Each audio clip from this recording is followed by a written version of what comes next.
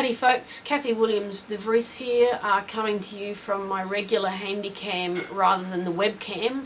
Unfortunately, I'm not getting the sound I want from the webcam, and yesterday it became apparent while I was recording the G major, E minor scale video that the webcam decidedly did not like my altissimo register. So we're back with the handycam. It means a lot of extra time rendering and uploading in full HD, but hey, I got the time. Today we're looking at G major and E minor, and I'll just let you know the books I'm referring to. I use several different scale warm-ups. My favourite, of course, is the Behrman method for clarinet division 3. That's my personal favourite. Although for the purposes of these videos, I've actually found myself using the Thurston book on the clarinet, or Thurston and Frank, simply because they put the scales, they group them by key, not by scale, like in the Behrman. I also will be referring to, I have both editions of the Close Clarinet School, the one in, there's a smaller one which is in paperback, and a bigger one which is a new edition in 5 parts, which is hardback, and I will be referring to a few scales in there. But getting back to G major, there's no real dramas in the G major scale. You've only got one sharp to contend with, your F sharp. Okay, I'll just get my Thurston. I'll refer to my Thurston simply so I don't have to go searching for the scale like you would have to in the Behrman. I will talk about what top G's you can use as well, and a couple of different F sharps. In the scale in the Thurston, you can either finger out the G. This is the G I use, although there is this G and this G, and I've probably already said that one. But there's also another G, because you're going from top F sharp to a G. You can fully finger it out, but as it's going over an overtone, you can use the alternate G, which you also use in the Weber first concerto when you trill from an F sharp to a G. Finger the F sharp and press down the lower 2 trill keys.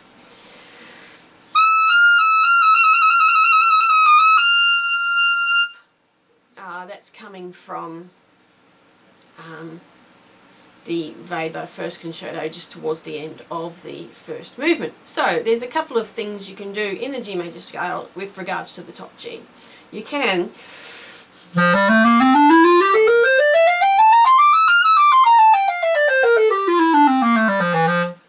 use the fully fingered top G, or you can fake it. Well, it's not a fake fingering, it's a perfectly valid fingering, but it's a passing fingering. I wouldn't use it on its own. So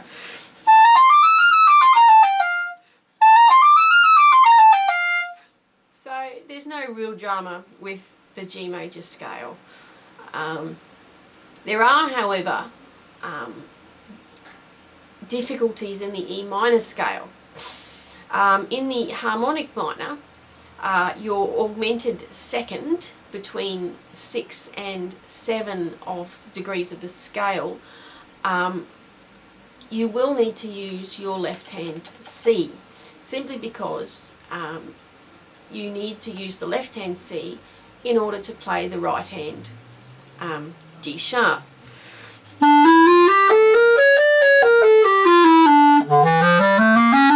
And in the lower octave, you will need to use this fingering, the D sharp fingering, 2 fingers down, and the lower trill key on the right. simply because you cannot use the left-handed one because you're going from a C, and it would and it's just not smooth. The reason the clarinet does have several different fingerings is precisely for that reason. It's going back to the days when the clarinet was originally just a recorder with a mouthpiece that only had a couple of keys on there, and you had to do all sorts of different sort of cross fingerings, and but we don't have that now. We have a clarinet that does allow you alternate fingering. So, and when we get into the second octave, you will need to use the right-handed B in order to get to the left-handed C, and then onto the right-handed D sharp.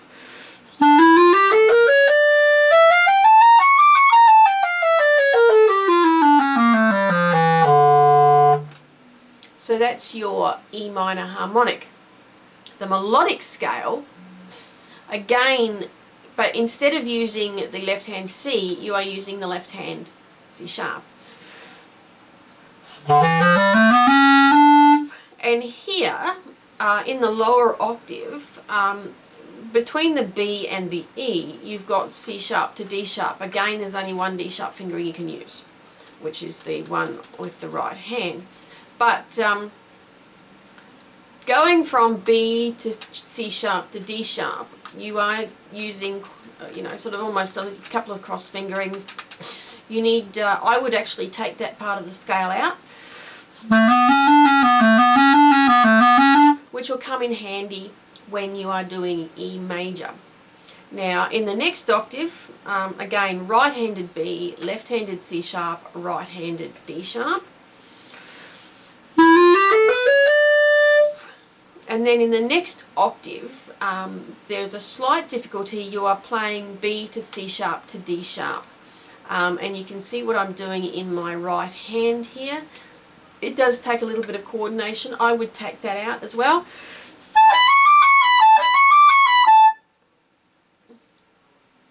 Although, of course, on the way down you go into the natural.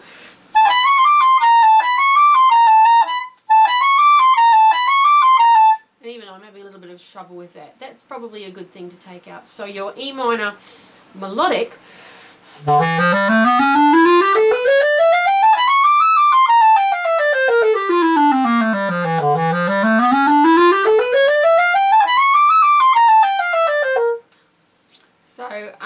now we come to the interrupted scale. Now there are two interrupted scales. I didn't mention it in the first video, but there's your interrupted scale, which goes to the next degree of the scale after 4 notes.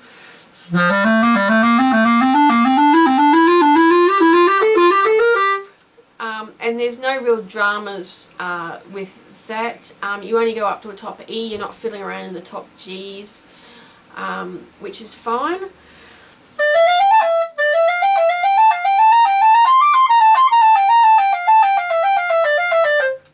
Aim to get as smooth legato as you can. I prefer to practice my scales all slurred because I have a separate articulation exercise of my own. But there is also a second interrupted scale, which is interrupted at the octave rather than the 4th. So that, and this is found in the Close hardback edition. Let me just, and that is interrupted at the octave, and I find this very powerful.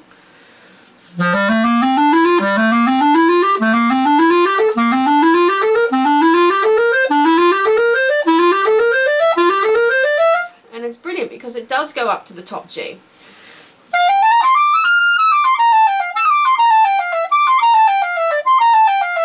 And you notice that I used an overblown B as my F sharp. I like that fingering.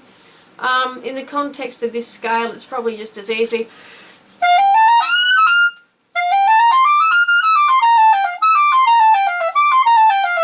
Use just the regular fingering.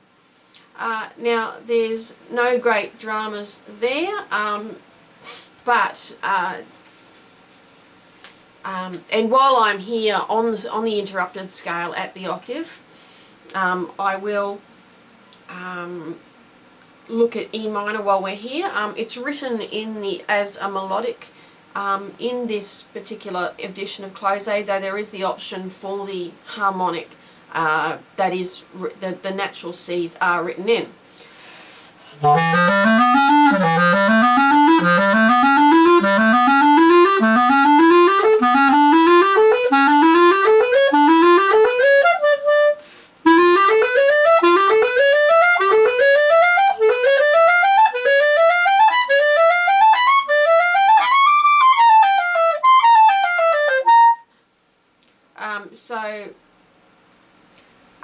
Again, pick out the octaves that are difficult. I would pick the ones like from the B.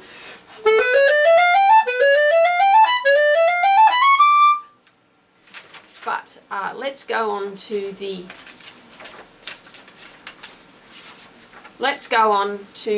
E minor interrupted scale at the fourth, as in the Thurston and Behrman. And you do get quite a lot of work with the C sharp, with the B, C sharp, D sharp.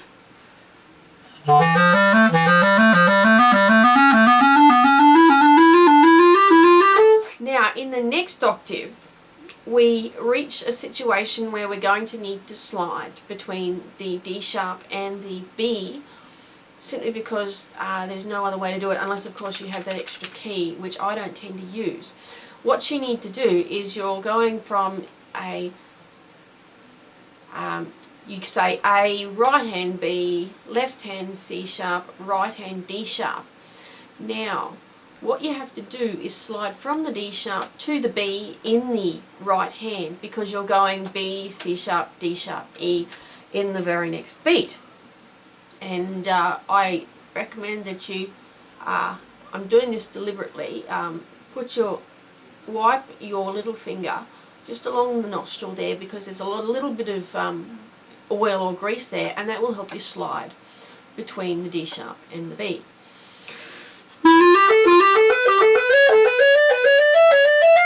And you will have to do this again for E major. So that's the main drama there, is that slide. You will have to do that.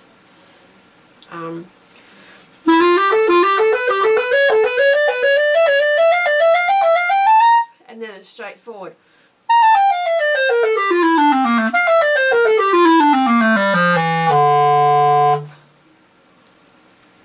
Okay, and then in the Thurston, in the Behrman, we come to the returning scale.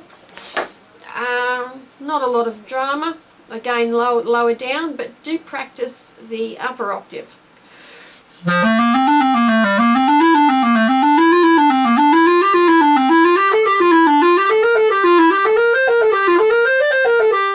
No great big drama until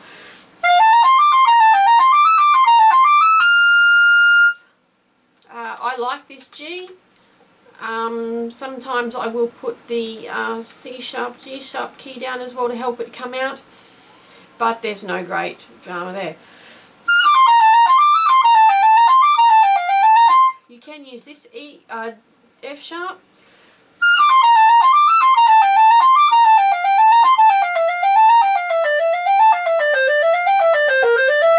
Etc. But be aware, in the last bar for some reason they have an E sharp there, and you will have to use the left hand F natural, which it is. Well, actually you can use either. I prefer to use the left-handed. I don't know why there's a E sharp in there. So, having done all the various forms of the scale, we now come to the arpeggios, and the E minor one isn't such a drag.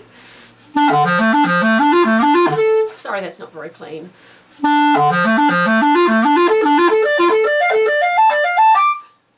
But you will have to decide in the G major arpeggio, broken chord, which G you're going to use. In this case, I would go with the 3, 4, 1, 2 with the C sharp, G sharp.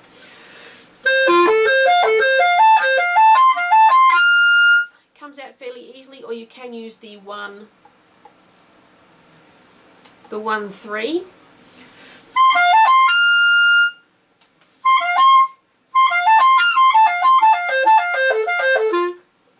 It's your choice, whatever comes out better for you.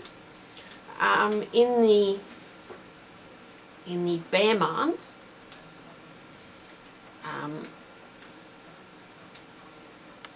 see, well, the number 2 on page 6 is exactly the same as the Thurston, but we are looking at the broken chords number 4. And again, you need to decide what G you're going to use. I would either go with this one or this one, completely up to you, but practice it slowly. Sorry. And I cheated a little bit in tongued.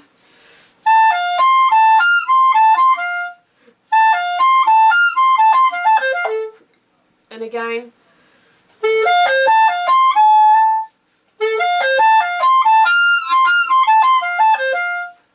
Completely up to you.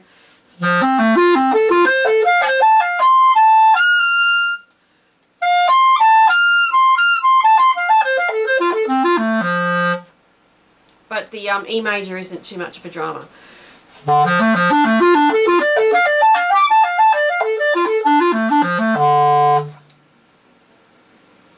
Yeah, completely up to you. And from the broken chords, we would look at the dominant 7th. And you have to, again, in the upper octave, work out what fingerings you are going to use, in this case for the F sharp. So there's no real drama.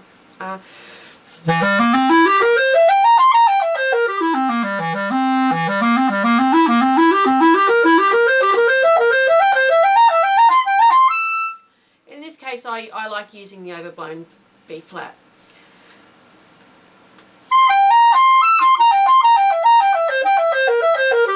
But in the Behrman, you need to decide what F sharp you're going to use. In this case, I would use this F sharp, 1, 2, 1, 2, 3, E flat key.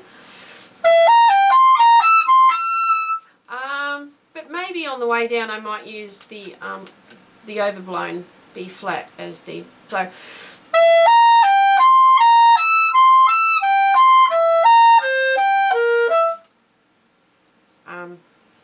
Your choice. And while we're here, let's look at, we've looked at the chords of the 7th, why don't we also look at the diminished chords? You do have a couple of choices. There's number 3, the diminished 7th would start on an F sharp, and in this diminished 7th, we have C going to E flat, so you are going to want to use the left hand C.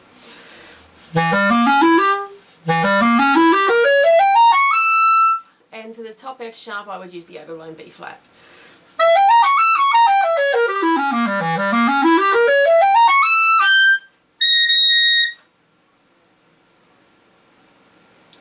And then in the next section of it, I would continue to use the overblown B flat as your F sharp, top F sharp.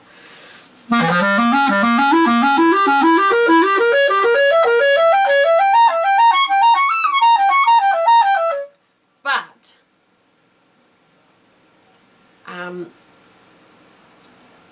I would use this F sharp in the next section.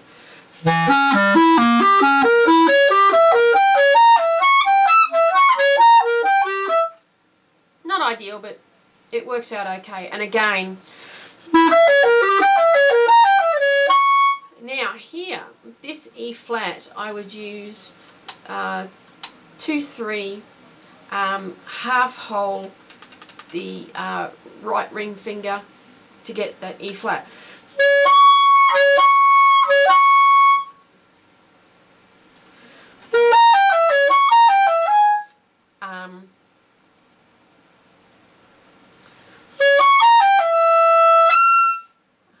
This is difficult. In this case, why not just use the normal F sharp, but have the sliver key on?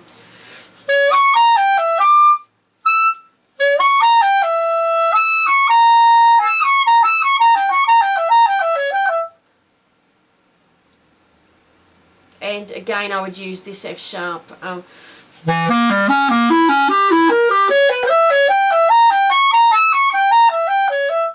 But do make sure you put the sliver key or banana key on, because otherwise the F sharp will be too flat. So that's one of the diminished chords, and then we look at the next one on page 19.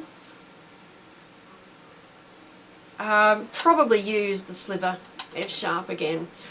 Sorry, I haven't practiced these in a while. I haven't practiced a lot lately. I've been dodging depression.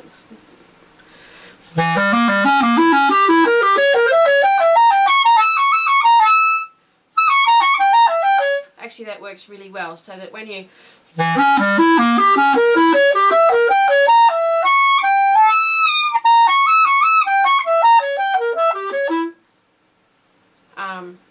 but practice those slowly, get the legato really nice.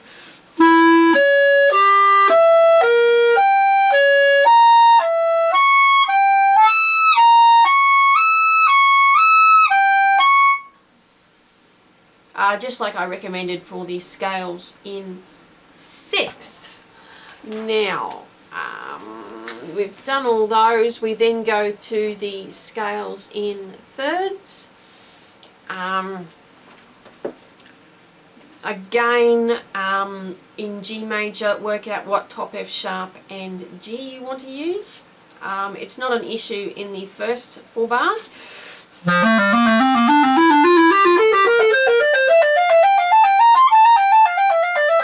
But there is an issue.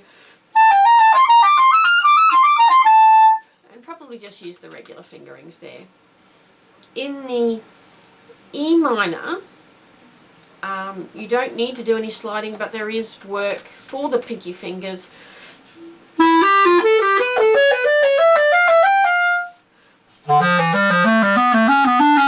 And there is work around here in the lower octave.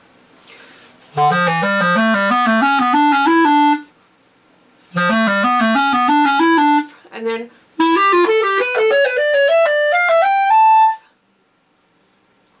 and again, when it the second section, we want to get really smooth, and also, but it doesn't end there.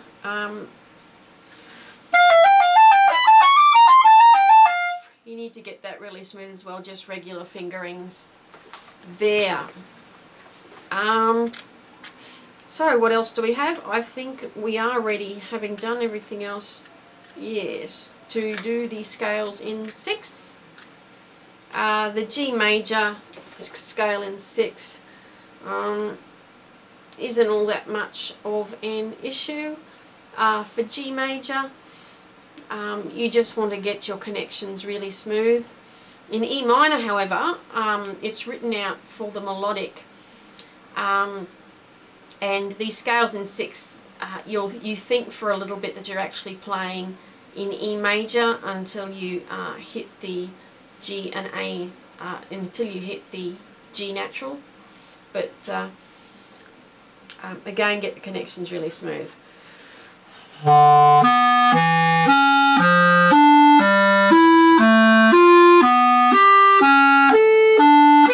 And you might find it quite difficult. A student of mine has a particular piece where she goes from a D sharp to a B. That is quite challenging.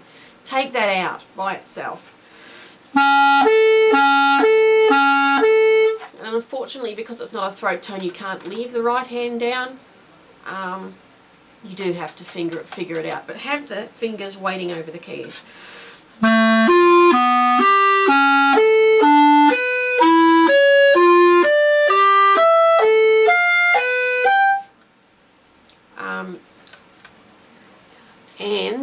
there's actually there are some in the close in the big book.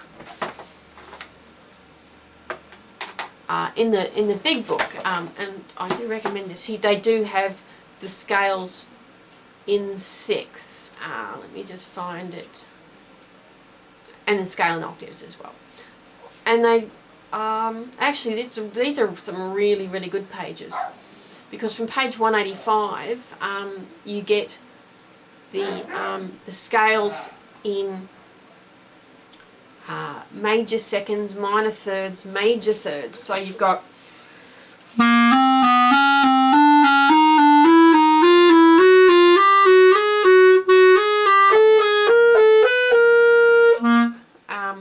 that's a really good exercise to do, as is the scale in minor thirds.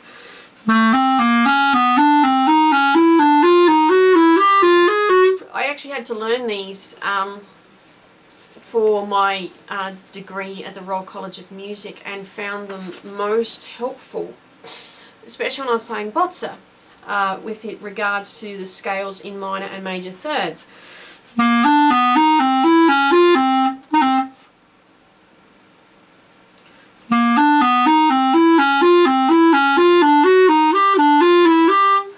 Very helpful. And then you've got the scales in fourths.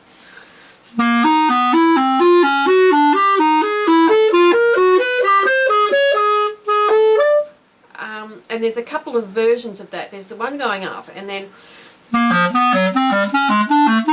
very good exercise. There's a few of them actually. There's about 4 of them. They're really brilliant. And then you've got your augmented fourth. And there's a couple of those, and then you've got the interval of the 5th. And as the intervals get wider, whack on, slow it down, and use it for legato practice. But this is part of the hardback edition, the complete method, rather than the and it goes right up to the octave, and it's absolutely brilliant. And also the scales in 6. There's a couple of different versions. In C major.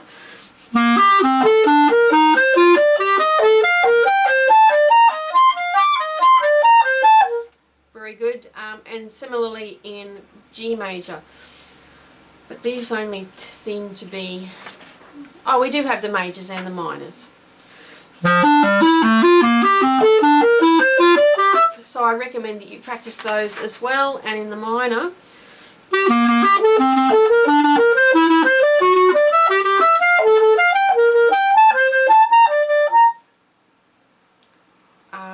So you've got those as well.